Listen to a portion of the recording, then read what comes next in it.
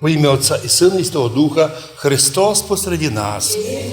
Нині інтересний праздник, церква святкує пам'ять преподобного Максима Грека. Інтересний святий, унікальний святий. Колись великоруський цар Василь Іванович розбирав записи його матері Софії Палеолог і обнаружив много старогреческих записей. Оскільки він не владів добре греческим язиком, хоча це було в той час, люди розуміли греческий язик, то він попросив від Візантії, щоб йому послали доброго переводчика. І от йому послали до цього великоруського князя Василя, послали йому Максима Грека. Грек назвали його вже там на місці, у монастирях. А він був родом із теперішньої Албанії, то була греческа територія. І він на Афоні прийняв монашество. Там починав ізучати старі записи духовних отців. Там він сформував себе як великий іслідователь Писання і духовний наставник. І іменно на Афоні він возріс як добрий іслідователь священного Писання. І от його посилають на Велику Росію. Там він почав робити перевод псалтирі, але будучи не етнічним великорусом, він стилістичні ошибки робив. Їх було легко може справити. Одного разу тот князь, його жона Соломонія була бездітна, рішився другий раз женити. І от Максим Грек йому пише, що ти не смієш свою жону лишати вінчану, давна безплодна. Але ти, як християнин, не можеш на цьому розривати брак. Ти будеш похожий на безбожника. Вместо покаяння цей князь вер Максима в тюрму. Тюрма тоді не була так, як тепер, а просто на заслання у далеке місто, у монастиру Твері. Для Максима Грека це не було тяжкое, бо в монастирі була бібліотека, він продовжав трудитися, але вже був віддалений. І плюс ще йому вспомнили, що то стилістику не точно мав, а значить, ти, навірно, ту помилку сознательно клав. І от пройшли роки довгі, завершив своє служення Максим Грек у Троїце-Сергію Лаврі, там, де я учився в академії, і на його могилі я часто був. Но ізучая його труди, я увидів, що як важно чоловікові знати добре священне Писання. Коли ми познайомилися з його трудами, я увидів, що як він підтвердив точність переводу Кирила і Мефодія. Він указував, що наскільки Кирил і Мефодій володіли лучше, ніж він, Максим Грек, язиком старослав'янським, старослав'яно-руським, або фактично нашим прорусинським язиком. Коли так перевести оригінально, що донині в церкві ми пользуємося переводами Кирила і Мефодія, а воно таке, як будто би вчора записали. І так Максим Грек пострадав. Лем за те, що царя задів.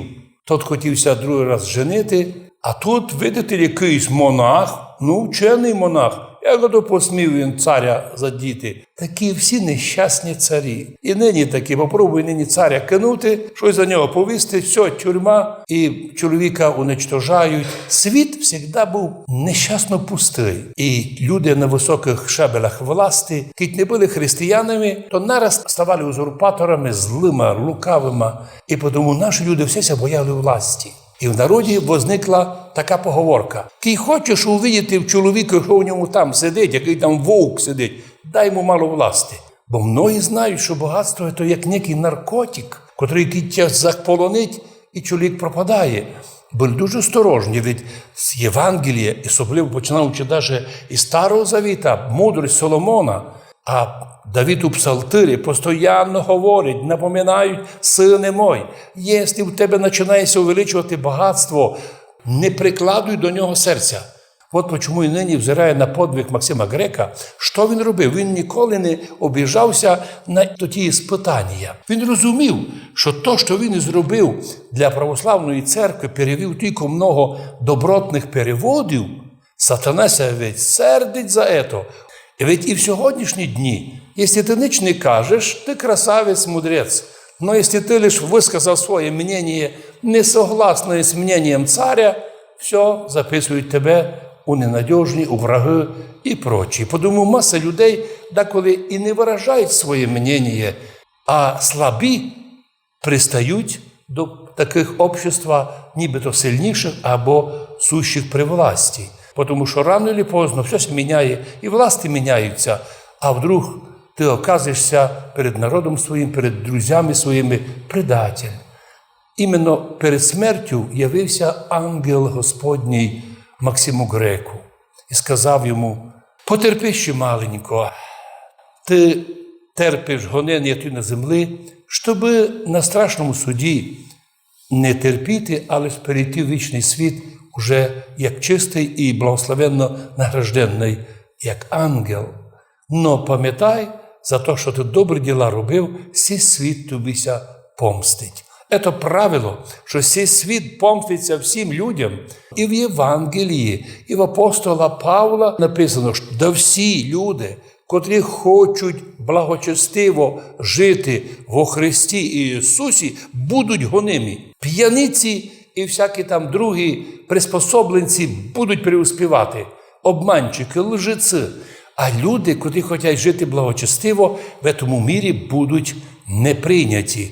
Бо якщо один праведник появляється між народом, уже нараз висвічується, що вони грішники. Господи, благослови наших людей, що, подобно Максиму Греку, трудилися на ниві Христовій по своїм талантам, щоб усі ми успіли много добра зробити, свої таланти реалізувати, свої добрі плани, бо нам Бог поміг їх теж реалізувати. Щоб у всьому світі ми не купилися на наркотик багатства і наркотик власти. А так поступає, обережно относяся в цих вещами, ми много успіємо зробити, а у вічності разом з святим Максимом Греком зможемо наслідувати Царство Божоє. Амінь.